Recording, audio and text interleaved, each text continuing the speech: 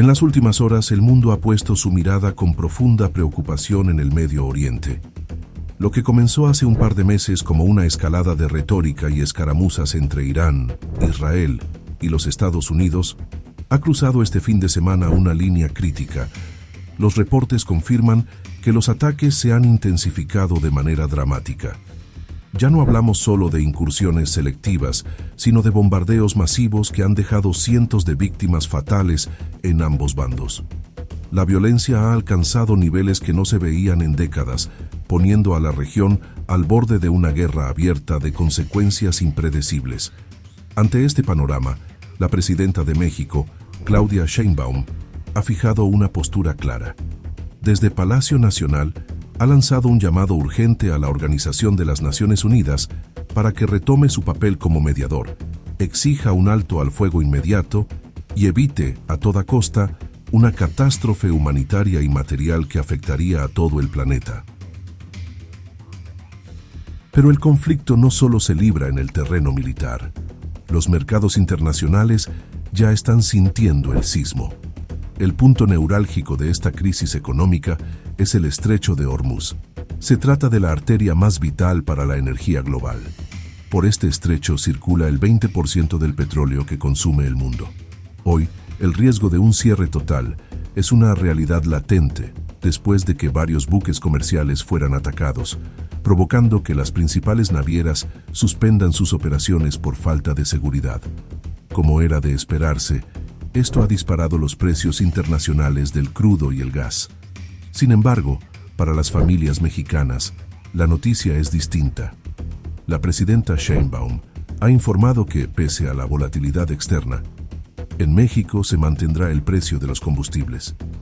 El gobierno federal ha activado mecanismos de apoyo y subsidios al IEPS para absorber estos incrementos y asegurar que la crisis energética no golpee el bolsillo de los ciudadanos. Sorprendentemente para muchos analistas, el peso mexicano se ha mantenido firme, incluso ganando terreno frente al dólar americano en medio de esta incertidumbre. Esta estabilidad financiera es el respaldo necesario para que el gobierno aplique los incentivos a las gasolinas de manera estratégica en los próximos días, conforme evolucione el conflicto.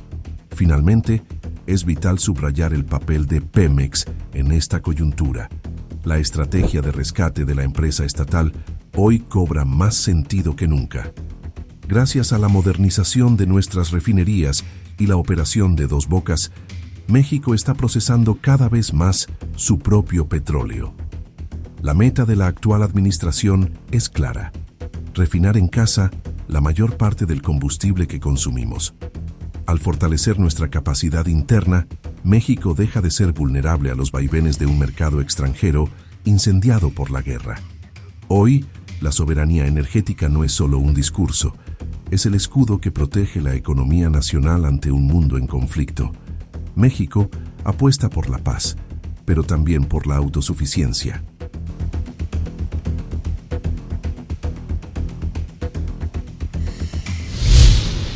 Gracias, Presidenta. Ayer en el evento de Comondú hacía un llamado a la paz sobre esta situación que se está viviendo en Medio Oriente, Presidenta. ¿Qué está pasando en el mundo para que se llegue a esta situación? También no solo es la única situación que está viviendo. Pakistán también está teniendo conflictos, se está viviendo este conflicto entre Estados Unidos e Israel contra Irán. ¿Qué está pasando con la ONU? ¿De qué manera llegar a un momento donde pues no se esté dando este tipo de conflictos bélicos en el mundo? Pues la ONU dejó de cumplir su labor, la verdad. O sea, se imponen los países con mayor fuerza militar.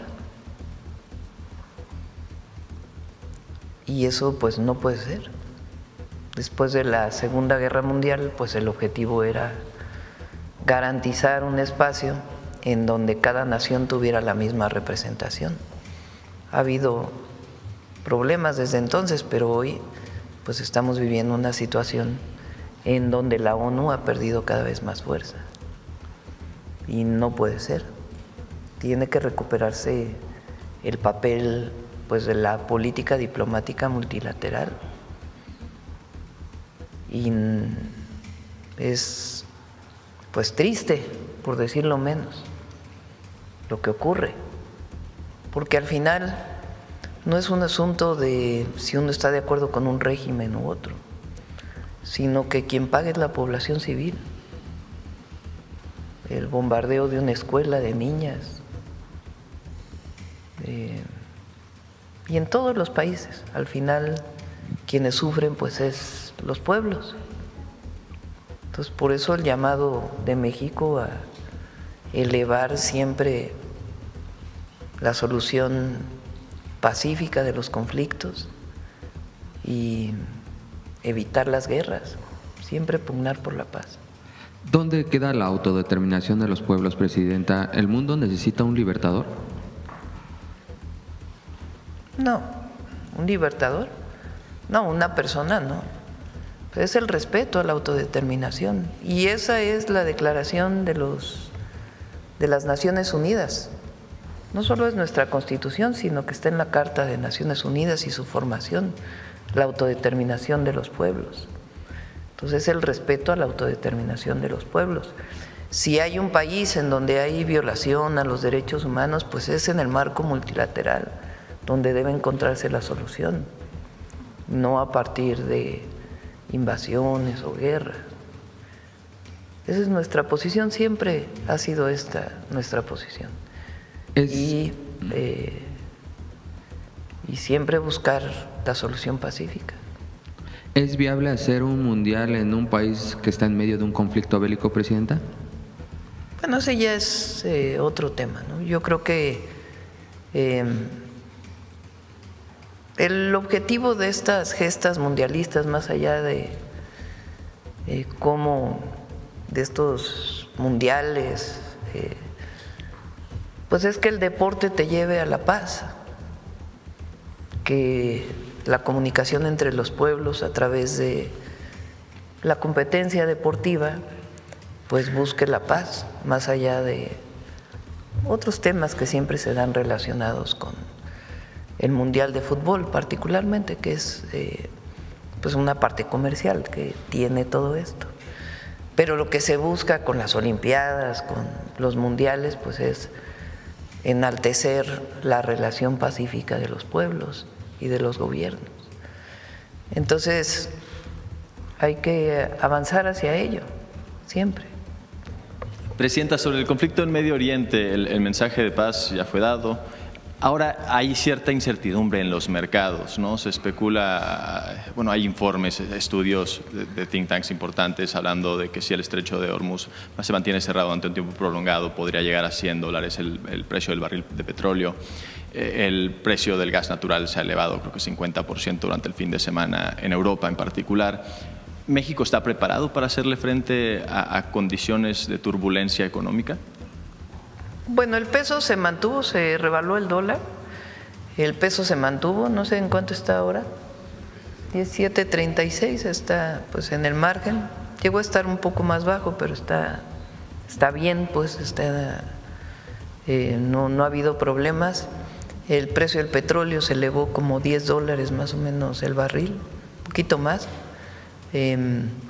Y ustedes saben que frente a aumentos muy grandes en el precio del petróleo, México tiene ya determinado un esquema en donde baja el IEPS para que no suba el precio de la gasolina y que no se afecte la inflación.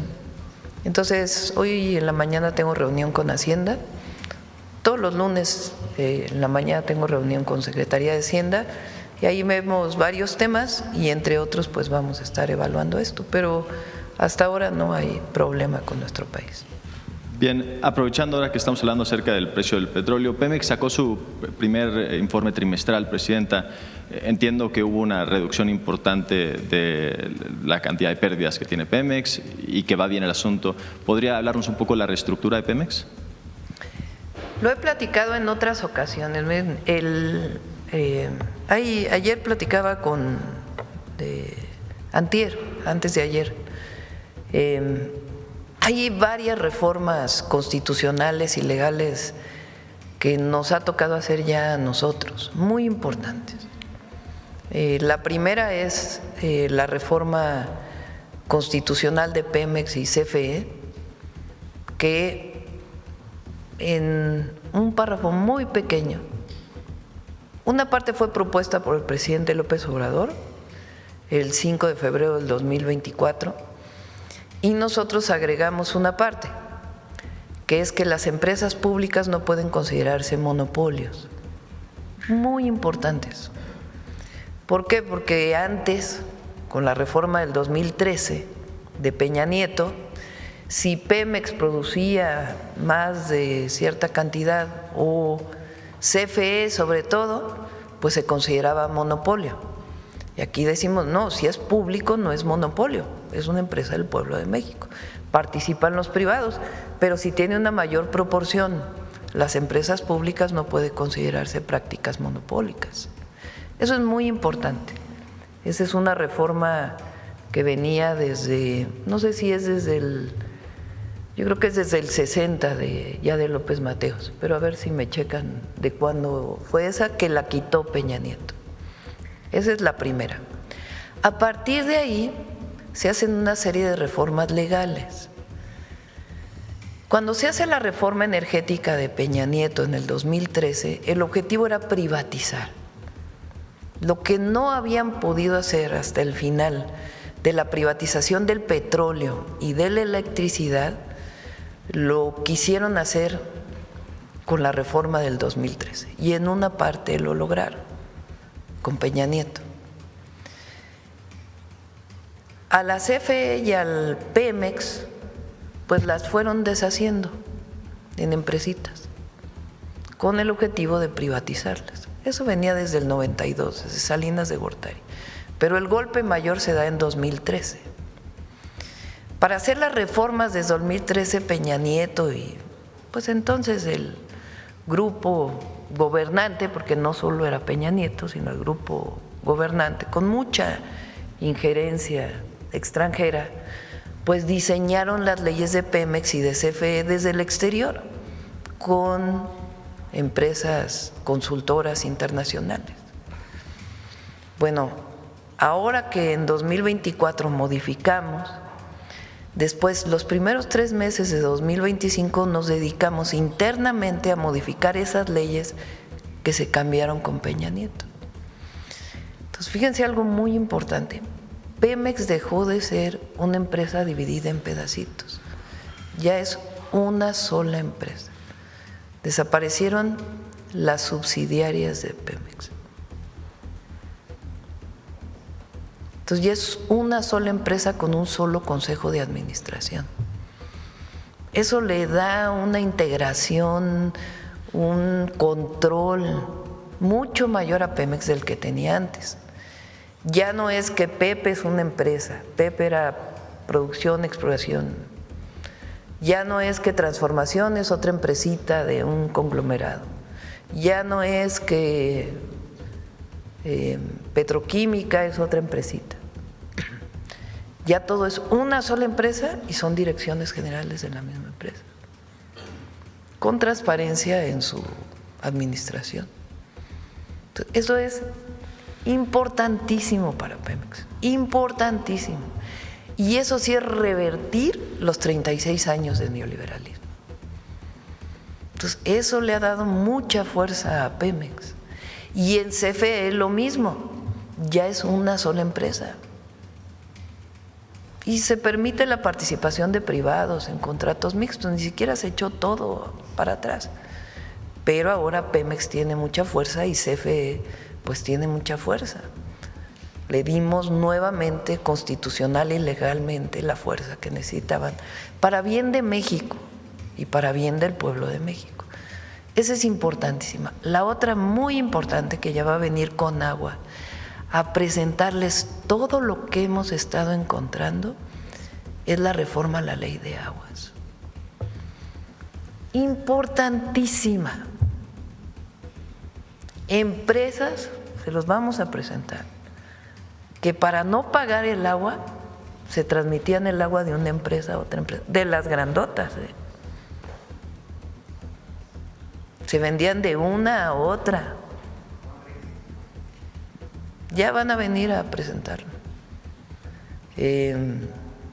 no, estamos dando títulos de agua a quien realmente le pertenece. Ejidatarios que no tenían su título de agua, se los estamos regresando. No, importantísimo ese cambio en la ley de aguas, importantísimo. Y ahora estamos pensando que el ingreso por agua va a aumentar probablemente al doble. El año pasado lo aumentamos como de 1,000 a 3,000 millones de pesos y pensamos que este año va a aumentar a más de 7,000 millones de pesos. Nada más por evitar que privados cobren el agua de manera acaparando un recurso de la nación. Entonces, esas reformas han sido una reversión al neoliberalismo y la recuperación, pues, de la nación y de el Estado como un verdadero regulador de la economía, muy importante, y con participación en los sectores estratégicos. Entonces es muy importante. Y Pemex tuvo un muy buen resultado este trimestre, que es mucho de lo que hicimos el año pasado. Y el apoyo de Hacienda, porque Hacienda ha estado apoyando mucho a Pemex. Gracias, Presidenta. Buenos días a todas y a todos. Nancy Flores, de la revista Contralínea. Presidenta, regresando a este tema de Medio Oriente y tras estos ataques de Estados Unidos e Israel contra Irán, pues que no solamente derivan en el asesinato del ayatollah Jamenei, sino también pues este asesinato de más de 150 personas en la escuela de niñas que ya recordaba usted hace un momento. Preguntarle si México, y entendiendo estos 8 principios de los que habló el fin de semana que tiene la política internacional de nuestro país, si México puede tener un papel más activo en evitar pues que esta escalada de conflictos o escalada de violencia continúe, porque pareciera, como usted misma dijo, que no hay institución internacional capaz de frenarlo, Presidenta. México siempre está dispuesto a ayudar. Depende evidentemente de los países.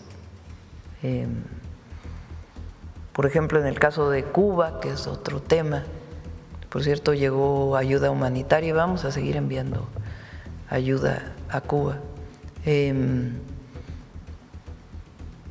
Pues no hay una, digamos, no nos lo han pedido formalmente ninguno de los países.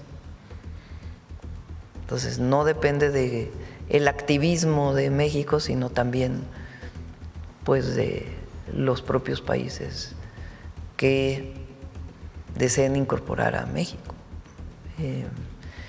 En este caso vale la pena comentar, estamos en contacto con las familias mexicanas que están, los mexicanos y las mexicanas que están en todos los países que han recibido alguna agresión, y están nuestros embajadores.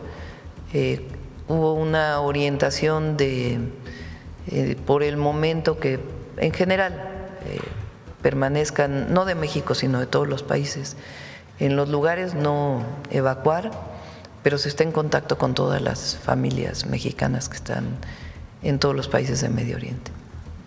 Y sí, justo porque no solo es el tema Cuba, también está recientemente el secuestro del presidente Nicolás Maduro, los bombardeos a Venezuela, todo el tema del genocidio en Gaza. Y siguiendo con este tema, Presidenta, pues además de la Organización de las Naciones Unidas, pues otras instituciones que no han estado a la altura de la circunstancia, pues también son la Corte Penal Internacional y la Corte Internacional de Justicia. Estas también deberían de estar pues propiciando un clima de paz a nivel global. Preguntarle sobre este asunto, porque justo en el Estatuto de Roma se habla de la prohibición del exterminio o genocidio y se establece que este crimen, o se describe a este crimen de lesa humanidad justamente como la privación de la vida, la privación del acceso a alimentos, medicinas, entre otras acciones encaminadas a causar la destrucción y eso es justamente lo que está pasando con el tema de Cuba y este recrudecimiento del embargo, del bloqueo. Preguntarle sobre este riesgo que pues presentan ya personas, la vida de las personas, y si México pudiera también en este sentido pues hacer algo, ¿qué tiene que hacer la humanidad? Pues qué respuesta dar a estas situaciones. Tienes razón en este llamado internacional. Y en poco tiempo Naciones Unidas ha perdido muchísimo. Y esto tiene que ser un asunto multilateral, no solo de México, de un llamado a recuperar pues las instancias internacionales para la solución de los conflictos. Y ahí México siempre va a estar buscando esto. Y mientras tanto, apoyando de manera humanitaria donde haga falta.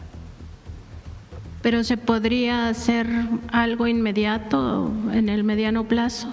Pues se puede buscar a través de Relaciones Exteriores, que busque con nuestro embajador en Naciones Unidas y la relación con los países, pues evidentemente un comunicado y un llamado a la paz. Sí podemos hacerlo, pero tiene que haber una respuesta internacional. Claro, Presidenta. En otro tema, en días pasados, la Dirección de Procesos Industriales de Pemex informó al personal del Sistema Nacional de Refinación pues que cobraría ya a partir de este día del 2 de marzo rentas de hasta 9,600 pesos por habitar estas casas que están en las inmediaciones de las refinerías de Cadereyta, Madero, Minatitlán, Salamanca, Salina Cruz y Tula. Esto, Presidenta, digamos que ha causado cierto malestar entre los ingenieros y los trabajadores que dicen que podrían pues irse ya a sus casas o rentar en otros lugares. Y aquí el tema es que estas viviendas que son propiedad de Pemex pues están ahí con un objetivo muy específico, y es precisamente que los trabajadores estén disponibles 24/7 por algunas contingencias de carácter crítico. Y hay que recordar pues que las refinerías son consideradas instalaciones AAA, y esto lo que significa pues es que cualquier afectación o interrupción de sus procesos normales de operación pues implicaría un riesgo quizá inminente o un riesgo directo o inmediato para la seguridad de la nación. Preguntarle si le habían consultado de esto, no si se va a frenar. No tenía conocimiento. Vamos a hablar con Pemex a ver, primero si están tomando esta decisión, y segundo pues las razones, ¿no? Y conocer, porque en efecto pues son viviendas dedicadas a los trabajadores que trabajan en las refinerías o en alguna instalación de Pemex. Y bueno, vamos a revisarlo y ya lo platicamos. Sí, pues siempre les han cobrado digamos que algo muy simbólico. El mantenimiento. Ajá, pero ahora ya estaban subiendo a este precio. Vamos a revisarlo, sí. Y también, Presidenta, consultarle si la Secretaría de Cultura le ha informado algo respecto de los trabajadores de Radio Educación. Han estado denunciando que algunos de estos trabajadores ganan menos que el salario mínimo. Vamos a corregir todo eso. El presupuesto público tiene pues diversos capítulos, se llama. El capítulo 1000 son salarios. Y en efecto, con el aumento al salario mínimo entre el año pasado y hay trabajadores que se quedaron con un ingreso menor al salario mínimo, cosa que no debe ser. Y también está establecido que el mando superior debe ganar más que la persona que está bajo su responsabilidad. Entonces como nosotros planteamos que no iba a haber aumento en los trabajadores de confianza, también fue para los trabajadores de confianza, pero los que están en los niveles más bajos. Y también eso lo estamos evaluando porque debe cumplirse con la ley, las dos cosas. También en el caso de los trabajadores de cultura que ganan se llama capítulo 3000, que es por honorarios, el objetivo es llevarlos al capítulo 1000, que son honorarios asimilados al salario, que tienen mucho mejores prestaciones. Entonces estamos trabajando en todo ello, obviamente tiene que analizarse el presupuesto, pero el objetivo pues es cumplir con la ley y que todos tengan las prestaciones suficientes. Gracias, presidenta. Gracias. Presidenta, sobre la reforma electoral, este comunicado que usted mencionaba, una especie de exhorto de estos 4 jóvenes activistas, Manlio Fabio Beltrones, Francisco Labastida, Diego Fernández de Ceballos, no sé, me imagino así se describirán, no lo sé. ¿Es realmente un exhorto dirigido específicamente a las y los legisladores? A las y los legisladores de su movimiento que lean, o en general que lean ese exhorto, que imagino se lo habrán enviado por correo electrónico, no lo sé, y va para ellos, ¿qué deben de pensar o qué recomendación les haría usted? ¿Cómo? ¿De lo que se publicó? Sí, claro. Bueno, pues ya que lo lea cada quien. A mí lo que me llama la atención es quienes lo firman. Es como los fantasmas del pasado regresaron. Manlio Fabio Beltrón, creación de Salinas de Gortari. Diego Fernández de Ceballos, creación de Salinas de Gortari, porque por más panista que sea, pues es el símbolo del prianismo. Hay que recordar todo lo que recibió por el fraude electoral del 88, votaron la quema de las boletas. Algún día recordaremos todo eso. Labastida, que en su libro dice que Zedillo vendió la elección del 2000 a Fox. No, más bien, que Fox vendió la elección. Si Zedillo vendió la elección a Estados Unidos para que llegara Fox. En su libro Labastida. Y ellos muy preocupados por la democracia, artífices de fraudes electorales. Y Alcocer, que también es una fabricación de Salinas de Gortari. Entonces llama la atención pues cómo se juntaron. Siempre han estado juntos, nada más que no habían salido juntos. Una última pregunta muy rápida. Se reportó la detención de la secretaria de Desarrollo Humano del Ayuntamiento de Monterrey, de Karina Barrón. Entiendo que ese equipo es parte del gabinete del alcalde Adrián de la Garza. Fue detenida por la Fiscalía General de la República. A saber si tiene algo de información al respecto de ello. Lo único que sabemos hasta ahora es por un video publicado por el senador de ese estado, Waldo Fernández, quien dice que es producto de una denuncia que él pone.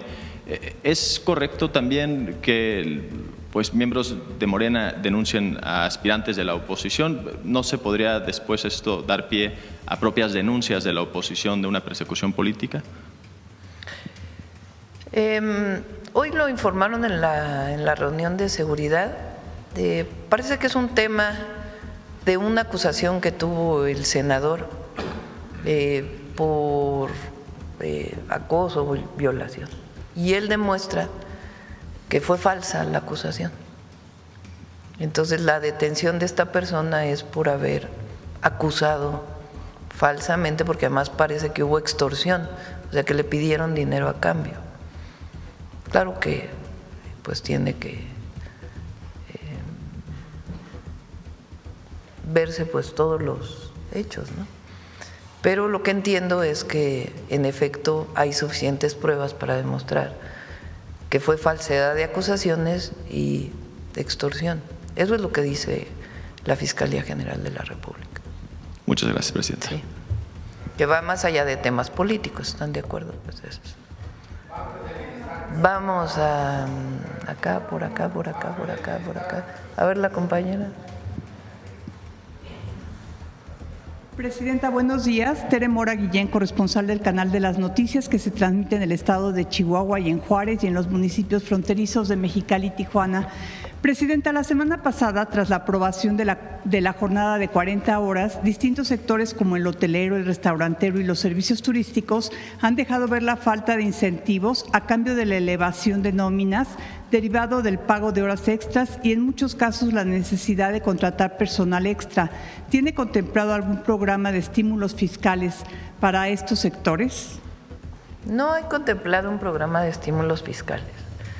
La reforma fue aprobada por consenso, participaron todas las cámaras y es gradual, de tal manera que pues, pueden irse adecuando poco a poco a este nuevo esquema en donde las y los trabajadores pues tienen 40 horas y no se reduce su salario y además pues están marcadas las horas extras. De acuerdo, Presidenta. El ICE en poco más de un año ha encarcelado a 4,000 niños migrantes. ¿Qué hace México al respecto? Sí, vi la nota, le pedí, mañana si quieren platicamos de esto, pedí a la Secretaría de Relaciones Exteriores que pudiera informarnos sobre este tema. Y por último, los precios del petróleo se disparan más de 10% por el ataque de Estados Unidos e Irán. ¿Habrá más agitación si se cierra el estrecho de Hormuz? ¿Qué opina al respecto? Sí, es lo que comentábamos.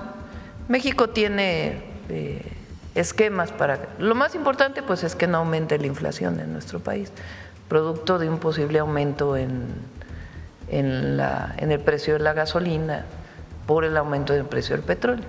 Y tenemos ya considerados pues qué tenemos que hacer para que no aumente el precio de la gasolina. De acuerdo, muchas gracias, Presidenta. Gracias. Bueno, vamos de este lado y de este lado. A ver el compañero. Ahora hemos ido pura primera fila, ¿verdad? Presidenta, buenos días. Javier Pérez de HCTV Noticias.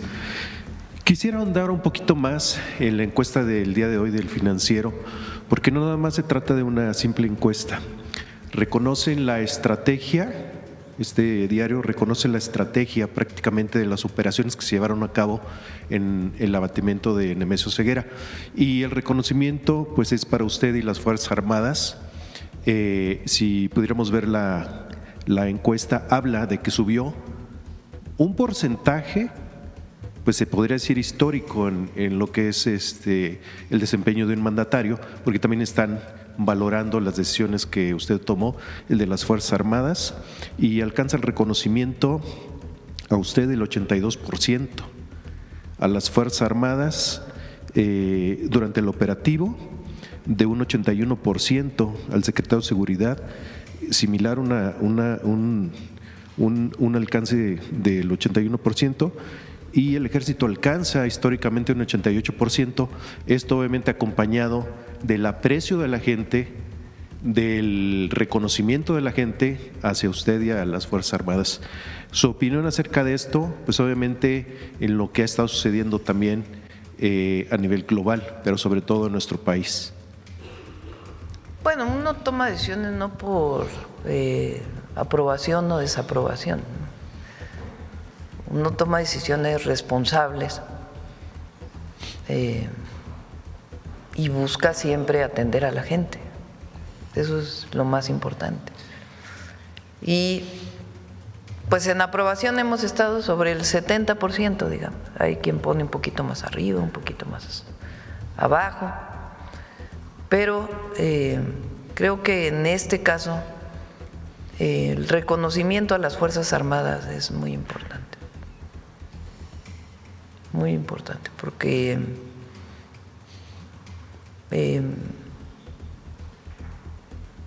pues son los que ponen la vida en riesgo, ¿no?, en una situación como esta. Entonces, y lo que buscamos siempre es la paz. Si se da una situación en una detención como la que se dio el pasado domingo, pues se atiende de acuerdo a la ley, al uso racional de la fuerza. Pero el objetivo siempre es la búsqueda de la paz, no es la construcción de la guerra. Es muy distinto. Y pues agradecer a la gente siempre la sensibilidad y el reconocimiento. Y como lo dije ayer, nosotros nunca nos vamos a separar de la gente. Para nosotros responderle al pueblo es lo más importante. En este mismo sentido, presidente, en cuestión de seguridad, pues el día de ayer el evento de Shakira dejó demostrado que en nuestro país existe la certidumbre, la seguridad ante un evento como es el Mundial 2026. Pero pues, aparte de esta situación, se rompió récord en lo que es asistencia al Zócalo, donde hubo más de 500,000 de personas y obviamente una derrama económica impresionante. Bueno, 400,000 dijeron, ¿no? Quizá en todo en los distintos lugares, en Alameda, se rompió. Y abarrotado, pues hoteles también desde antes del evento, 3-4 días antes del evento. Sí, fíjense, repito, el comportamiento de la gente. A mí, yo fui jefa de gobierno en la Ciudad de México, entonces conozco la ciudad, además de que he vivido aquí pues muchos años de mi vida. Pero esto pasa en muchos lugares de México. Cuando hay un concierto, la gente se comporta bien, se cuidan unos a otros, no hay problemas. Y ayer, pues, la cantidad de gente que llegó, no, es claro que el operativo que se hizo de información y no solo de seguridad, sino también en el caso de participación ciudadana de la ciudad, que hicieron un muy buen trabajo informando, orientando. Pero por más operativo del gobierno, si la gente no llegara a estar de manera pacífica, tranquila, a escuchar al grupo que se vaya a presentar, en este caso a Shakira, pues no sería controlable. Entonces hay que felicitar a la gente por su comportamiento, por la manera en que todo el mundo se cuida. Entonces es algo muy especial en México, la verdad. Y bueno, el fin de semana… Y así es, fíjense, y es otro sector económico, pero la Fórmula 1 gana todos los años los premios de la mejor fórmula de todo el mundo. Y es por la gente, cómo se comporta, la alegría. Y aquí pues es el pueblo, es la gente que feliz de la vida va a ver un concierto gratuito. Estos conciertos, este es importante porque yo ya tengo 63 años y puedo platicar esto. No había antes conciertos masivos cuando nosotros éramos jóvenes. Cerraron el Zócalo para las manifestaciones después del 68. No se podía llegar al Zócalo. Las manifestaciones iban a Tlatelolco, iban a las marchas, ¿no? a otros lugares, pero el Zócalo estaba cerrado. No sé en qué año se habrá abierto, yo participé en aquella manifestación que se abrió por primera vez el Zócalo, que era pues mucha alegría, ¿no?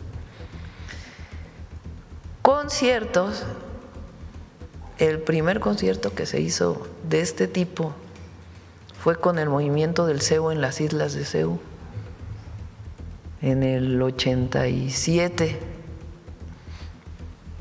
Habíamos invitado a Silvio Rodríguez a las islas de CEU y había aceptado. Y luego el gobierno se opuso y pues ya los cubanos dijeron, bueno, si se opone el gobierno, pues no podemos ir, ¿verdad? Entonces invitamos a los grupos de rock en español y entonces hizo un concierto en las islas de CEU, muy bonito. Después en el 97, ya tiempo después, gana Cuauhtémoc Cárdenas la jefatura de gobierno del Distrito Federal y tenía en el Instituto de Cultura a Aura, Alejandro Aura, y ellos inician los conciertos en el Zócalo. Pues imagínense, era así, pero la sensación ir a un concierto en el Zócalo ahora parece algo muy común, ¿no? Andrés Manuel López Obrador, como jefe de gobierno, le da continuidad a los conciertos. Hay un concierto de Manu Chao, ¿no?, que fue impresionante, pero vinieron muchísimos. Y la verdad es que todos le dieron continuidad. Marcelo le dio continuidad. Hay que reconocer que Mancera le dio continuidad a los conciertos. Y nosotros después le dimos continuidad. El que fue así, pero impresionante, fue el del Grupo Firme. Y luego el de los famosos Cadillac. Los famosos Cadillac. Los famosos fabulosos Cadillac. Y ahora Clara pues le está dando continuidad, y este de Shakira pues es el que más gente ha tenido. Pero es hermosísimo pues el ver a la gente feliz en el Zócalo, disfrutando de los artistas, hombres y mujeres. Y se ha vuelto tan famoso que ya todo el mundo quiere venir a cantar en el Zócalo, porque les da, pues imagínense, Shakira en el Zócalo, pues esa imagen pues es muy hermosa, ¿no?, para todo el mundo, para ella también y para México. Entonces hay que seguir con los conciertos. Ahora, pues en el programa que presentamos de Jóvenes Transformando México, vamos a llevar conciertos por todo el país. Gracias, Presidenta. En otro tema, la semana pasada el diputado federal de Morena en Guerrero, Javier Tejada Ramírez, acusó a la Fiscalía General del Estado de encabezada por el militar Zipanga Torres Ojeda, por no presentar avances en la investigación del homicidio de su hermano Ricardo Taja Ramírez. Por cierto, ambos pertenecían al Partido Revolucionario Institucional en el gobierno de Héctor Astudillo, y hoy están pues buscando golpear al movimiento, en este caso al gobierno de Guerrero. Y hace algunas semanas aquí se presentó este caso, lo presentó la compañera Citlali Guerrero, preguntaba sobre avances sobre este tema. Pero voy a preguntar si existen avances en esta investigación o le han informado por parte de la Fiscalía de la República. ¿Qué se sabe y si coadyuga la Fiscalía en este caso? ¿Y qué opina usted del señalamiento directo al diputado federal Javier Tejada contra el gobierno de, pues ahora quien gobierna, Evelyn Salgado? Pues que lo informe el Gabinete de Seguridad, ¿no?, y la Fiscalía. Precisamente este tema me lleva a la siguiente pregunta, Presidenta. Su opinión acerca de hoy la Fiscalía o la fiscal Ernestina Godoy empieza una limpia en las procuradurías de los estados. No, ella no puede, ella no influye en las procuradurías de los estados, en las fiscalías de los estados. Lo que está haciendo Ernestina, la Fiscalía General de la República tiene delegaciones. Ahora, ella lo va a informar ya pronto porque nos comentó que quiere hacer un informe, bueno, más bien una presentación de su programa de trabajo pública. Ella lo que está haciendo es fortalecer las fiscalías, bueno, las delegaciones, la representación de la Fiscalía General de la República en los estados. Ella, incluso ahora que hemos ido a las reuniones de seguridad, va y habla con las fiscalías de los estados. Hay fiscalías de estados que tienen 20 ministerios públicos. Imagínense, pues cómo van a hacer su trabajo con 20 ministerios públicos. Algunas de estados pues muy relevantes, 36 ministerios públicos. O solamente tienen una sede en la capital del estado y no tienen en distintos lugares. Entonces ella ahora les quiere llamar de otra manera, pero bueno, ya se lo dejamos a ella.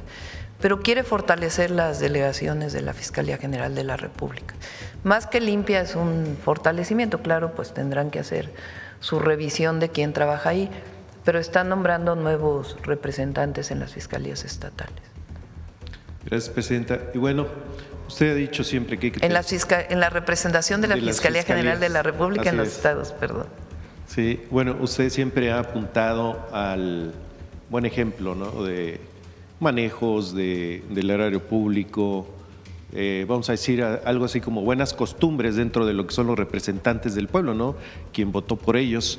Hay un caso, quisiera tomar su parecer acerca de la Auditoría Superior de la Federación, cuestionando el destino de más de 1,000 millones de pesos en la gestión como priista de Adrián Rubalcaba en Coajimalca durante el 2024. Su gobierno no ha hecho distinción en casos de corrupción, dado que el caso de Rubalcaba, hablando de recursos federales, pues en este tema, ¿cómo evitar que el exfuncionario con observaciones de esta magnitud o funcionarios ocupen cargos públicos en cualquier nivel de gobierno? Hay que revisarlo porque la Auditoría Superior de la Federación presenta resultados y hay un tiempo para revisar las observaciones. O sea, no, esto que presentaron recientemente no es ya el resultado final. Ahí después viene un periodo en donde tienen que presentarse las observaciones y resolverlas por parte de las personas. Y ahí pues se ve si realmente hubo algún problema o no. Y viene todavía ese periodo, entonces no hay que tomar como algo, un hecho, lo que se presentó recientemente por la auditoría. Y bueno, me llegó una denuncia, Presidenta, acerca de que tiene que ver con el Instituto Mexicano del Seguro Social. Y al parecer regresaron tiempos de grandeza. Le digo porque una doctora, Patricia Soto Martínez, titular de la Delegación de la Ciudad de México Norte, recibió un merecido homenaje del Gobierno de México a través del IMSS al ponerle su nombre a una área de enseñanza médica en la unidad médica número 33. Incluso fue ella misma quien devoló la placa, hasta posó para la foto. Su opinión acerca de esta situación, si fue autorizado de que llevara el nombre de ella misma esta unidad. ¿Soy?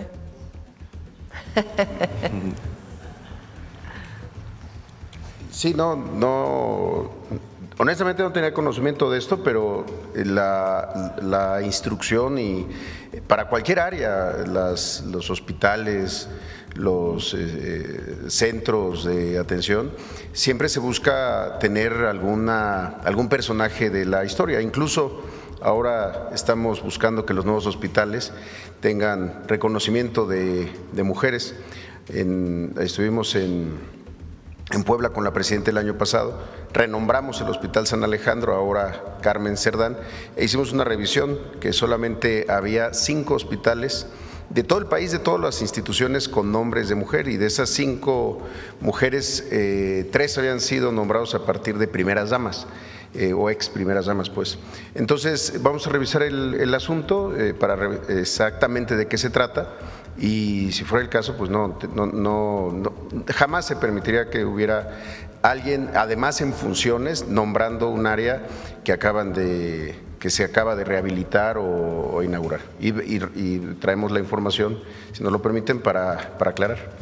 Sí, y aprovechando que se encuentra, si me permite, pues en el gobierno de Coahuila no se ha firmado convenio con la institución que usted representa, y el IMSS, sobre todo IMSS Bienestar, porque existen conflictos supuestamente de interés, ya que Ricardo González Fernández, gente cercana al gobernador de Coahuila, comentan, ha manejado toda la venta de medicamentos en el estado con diferentes empresas, y este mismo personaje manejó la distribución de volúmenes de la compra de carbón en coordinación de Rodrigo Espíndola, director de adquisiciones de la CFE, quien se ostenta a ser muy cercano y protegido a la titular de la Secretaría de Energía, dejando fuera a varios productores. Su opinión, si sabe de este caso también. Bueno, entiendo que a lo que se refiere es que el gobierno del estado de Coahuila no ha firmado el convenio de transferencia y transición de la Secretaría de Salud del gobierno del estado de Coahuila hacia el IMSS Bienestar, como no lo han hecho otros 8 estados.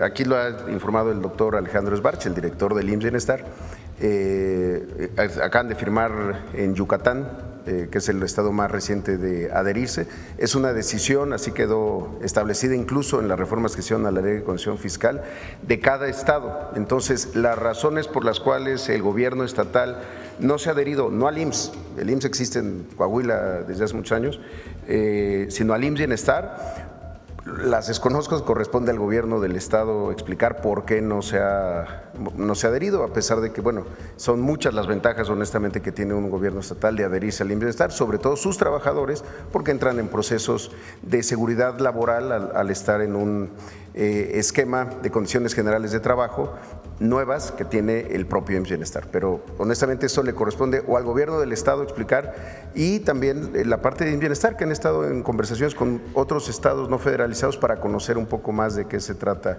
la federalización. Sí, si me permite, Presidenta, sin ánimo de… Y en el caso del carbón es completamente distinto, es lo contrario a lo que estás planteando.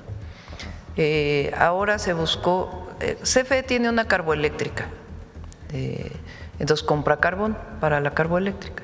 La región que produce carbón pues es Coahuila. Ahora se buscó que la compra del carbón estuviera muy distribuida, que no solamente fuera una o a dos empresas, sino que se beneficiara a más productores de carbón, siempre tomando en cuenta obviamente que no sean minas ilegales o de estos pocitos que les llaman y demás, sino realmente minas bien establecidas. Entonces buscó que hubiera más distribución pues de los recursos de CFE, y todavía falta otra parte de asignación. Entonces la decisión de Emilia fue, en vez de que solamente se compre a uno o dos, pues como es una región muy afectada por el cierre de AMSA, y otras razones que han afectado mucho al centro y norte de Coahuila, pues que ahora se beneficia más, que el transporte se beneficia más. Entonces más bien fue lo contrario. No sé de quién sea esta denuncia, y viene otra parte de la compra. Aprovechando que está aquí el representante del IMSS, Presidenta, me tocó ver un caso y atender una denuncia. Ahora con el tema de las vacunas contra el sarampión, al menos en lo que es Cuernavaca, en los alrededores de Cuernavaca, en las instituciones de salud, se están haciendo una especie de listas para otorgar las vacunas, es decir, que no están al público en general. No sé qué es lo que está pasando, pero como están buscando como repartir las vacunas a ciertas personas que deciden en el sector salud. Pues, ¿Hay conocimiento es muy de extraño, esto? pero si tienes los lugares en donde se está presentando esto, pásanos Sí. y lo revisamos. Pero quien llegue se tiene… Sí, a tiene ver, que ser público. Lo importante, ¿no? es de 6 meses a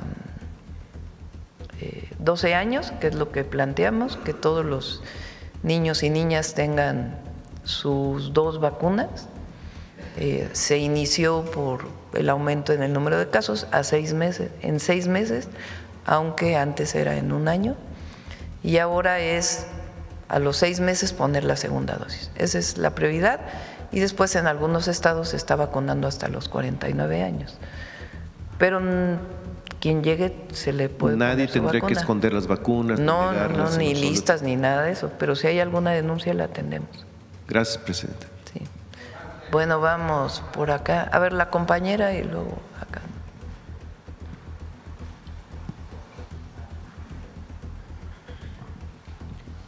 Muchísimas gracias, Presidenta. Janet Galindo, de Grupo Transmedia La Chispa.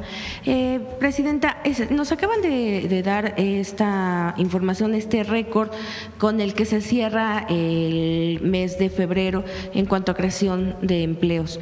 Pero sí me gustaría saber un poquito más específicamente de estos empleos, estas creaciones, ¿cuántos son para jóvenes? No sé, a ver.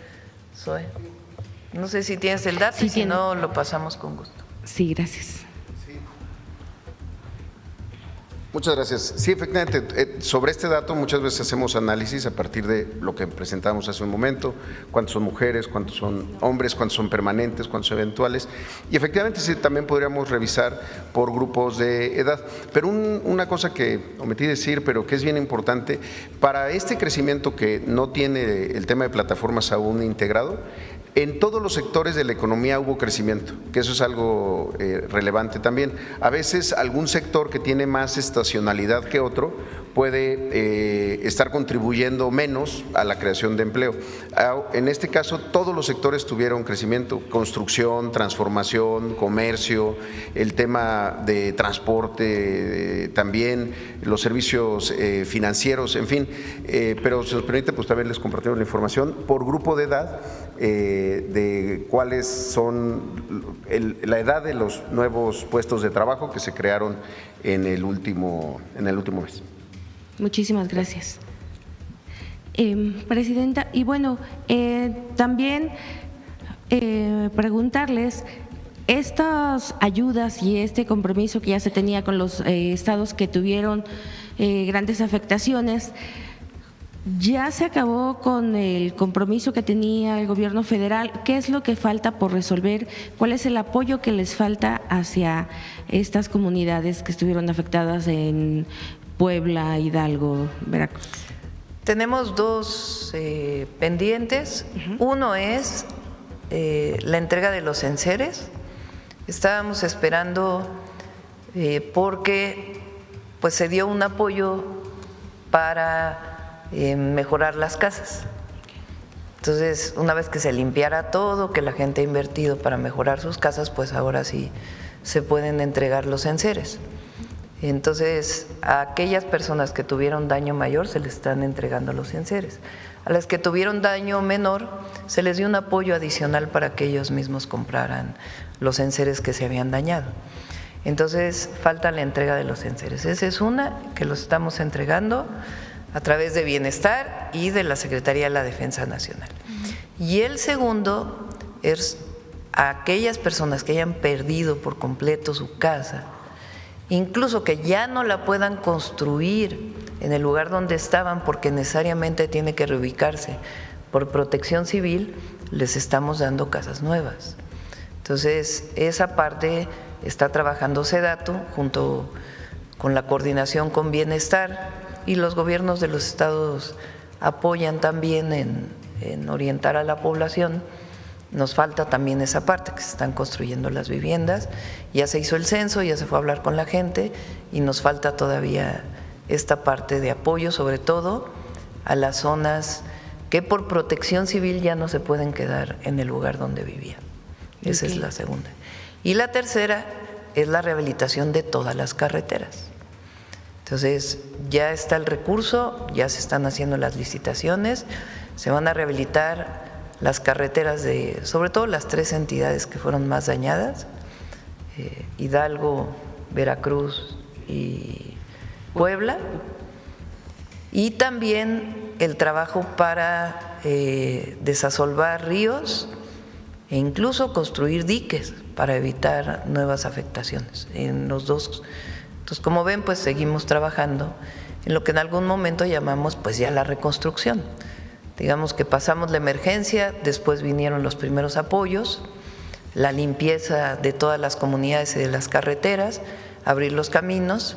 Ahora estamos con la entrega de los enseres y con la etapa de reconstrucción, reconstrucción de viviendas, reconstrucción de caminos y mejora de los cauces de agua. Aproximadamente tienen un estimado de cuánto tiempo. Las carreteras y el tema del agua pues va a ser todo el año que vamos a seguir trabajando, y los enseres e igual la parte de vivienda, y los enseres esperamos pues no sé, un mes toda la entrega.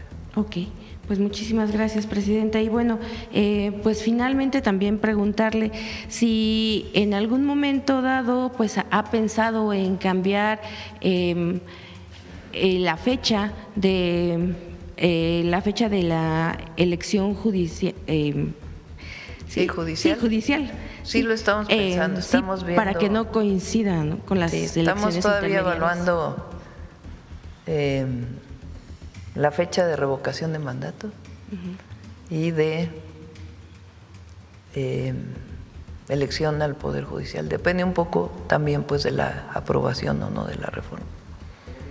Ok. Puede ser en el 28, sí. Posiblemente. Ok. Pues muchísimas gracias, Presidenta. Sí. Bueno, vamos acá. Vamos, yo creo que ya con la última, a ver la compañera y cerramos.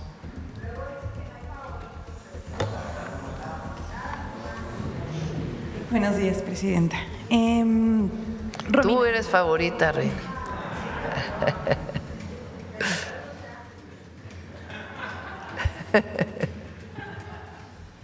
Adelante. Gracias. Romina Gándara, sin embargo, no soy favorita.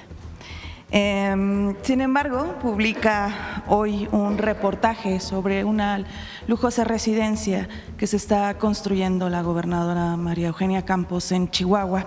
Se trata de operaciones que permitieron sumar terrenos para la propiedad que mezclan negocios, política y viejas alianzas corruptas. Por ejemplo, José Luis García Mayagoitia fue el contralor general y el secretario de Hacienda durante el gobierno de César Duarte y es uno de los facilitadores de esta mansión en dorada, como nosotros le llamamos, porque usa lámina de oro para decorar al menos el baño de visitas.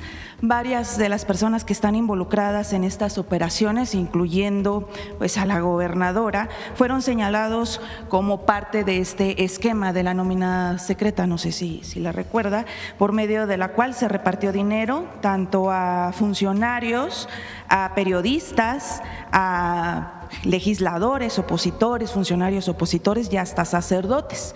El mismo César Duarte está preso, entre otras causas, pues por el tema de corrupción.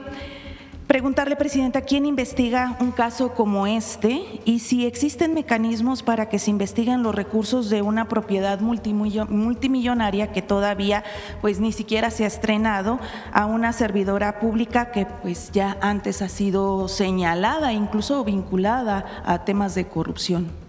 Pues hay que revisarlo, hay que revisarlo.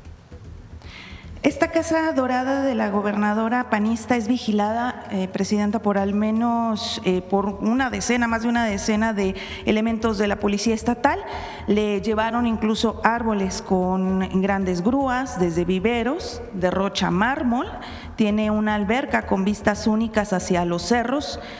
Por cierto que allá en la capital de Chihuahua pues se sufre de falta de agua y los cerros se van acabando por estas empresas y el urbano depredador. Las operaciones inmobiliarias de la gobernadora fueron directamente con empresas de este exsecretario de Hacienda que le mencionaba. Hubo permutas poco claras, coincidencias temporales entre esas transacciones, la expansión inmobiliaria y su crecimiento patrimonial. Esta empresa llamada Mykonos, del exfuncionario Mayagoitia, obtuvo al menos una decena de permisos del gobierno municipal de Chihuahua, encabezado por el panista Marco Bonillo, también del grupo de Maru Campos, para desarrollar proyectos en zonas residenciales de alto valor. La pregunta es, ¿las contralorías locales suelen servir siempre a los gobernantes en turno? ¿Quién garantiza una investigación a una trama como esta? Pues tiene que ser la Fiscalía y si no, pues vamos a revisarlo. Tiene que revisarse.